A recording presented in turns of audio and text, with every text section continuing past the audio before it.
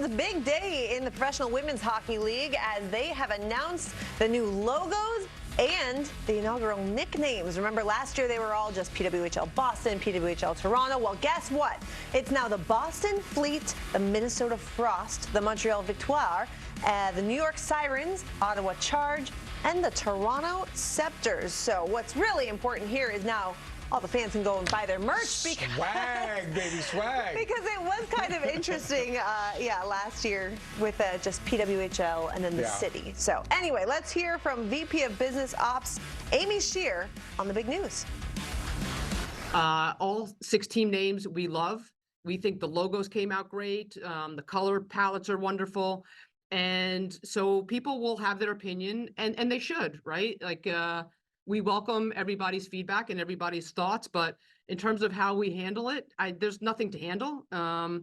You know, the next phase for us is honestly waiting to see our fans bring these logos to life in the arena, and how they start to take on our brand and really bring it to life. I think the in-arena experience will be elevated now that we have these brands to rally around.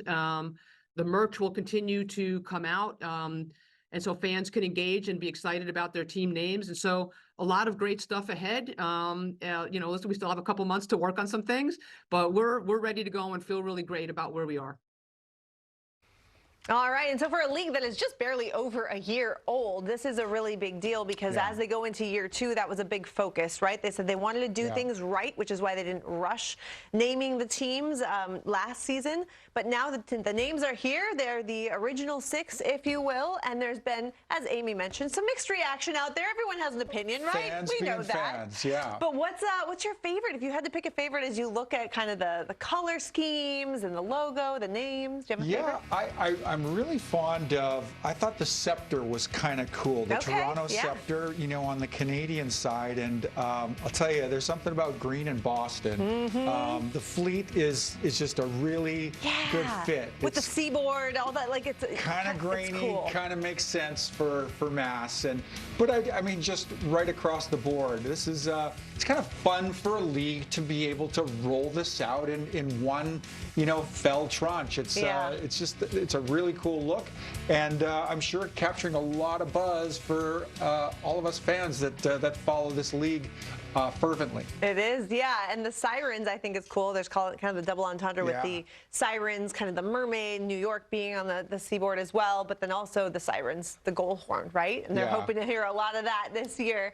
I'm a little partial to the Minnesota. I'm from Minnesota. I feel like I always am the home or whatever. But the Frost, I mean, it's just so cool, and especially the whole state of hockey thing, leaning heavily into the ice and snow of Minnesota. I got to do a little more research, though. I speak a little French. I'm not sure whether victoire is the verb to win or is it the noun win. It's the noun, I'm being told. Yes, victory. It means victory. Okay, so, good. Yeah, victory. Yeah, and they were one of the best teams in the league last year, so they're certainly hoping to pick up where they left off. But the schedule for the upcoming season has yet to be announced, expected to start sometime after the NHL season starts. But definitely an exciting day for the Women's Hockey League, and we look forward to more to come.